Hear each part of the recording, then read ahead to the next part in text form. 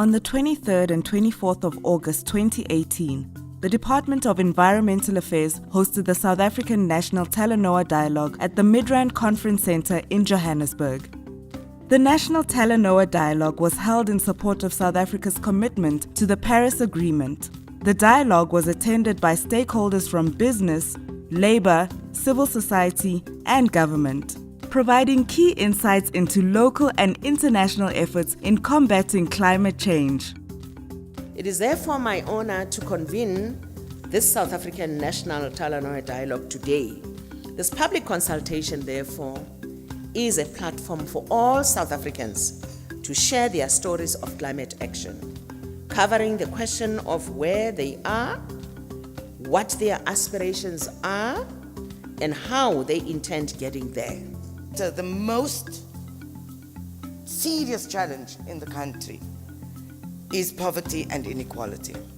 And linked to that, there are too few jobs, there's crumbling infrastructure, the economy is and remains resource intensive.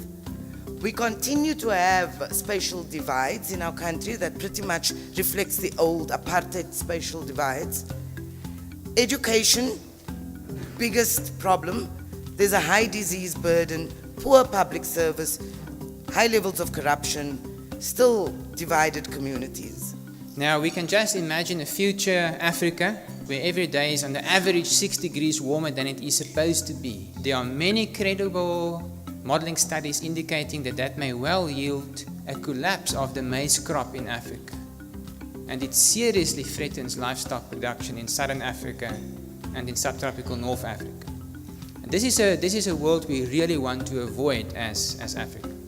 Despite the multiple challenges posed by climate change, attendees left day one feeling optimistic about our ability to scale up ambition. Business has done extremely well up until this point. Business reductions in the last 5 or so years since 2011 have been in line with science.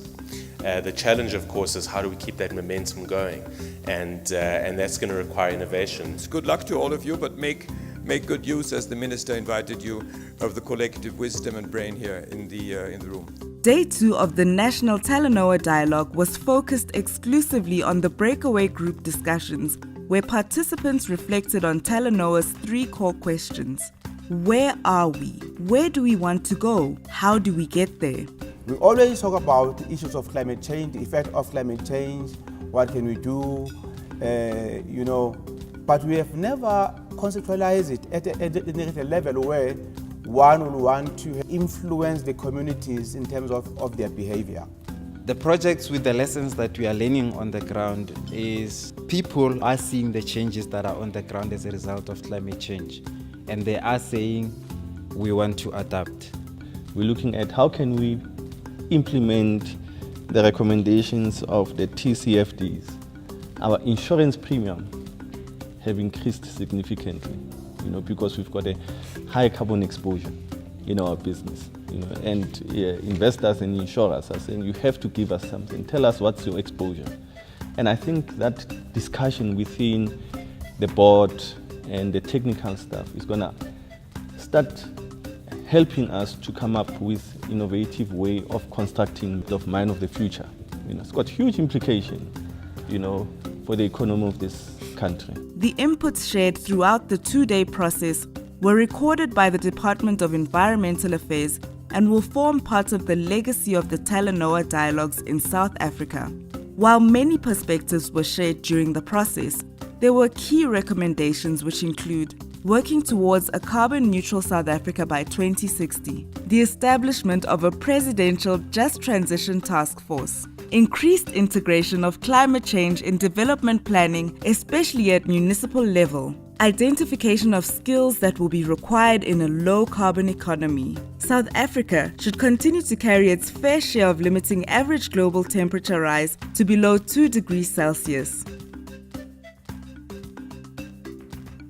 We look forward to sharing your recommendations and experiences of climate change with the world, and would like to thank all the participants of the South African National Talanoa Dialogue for their active engagement.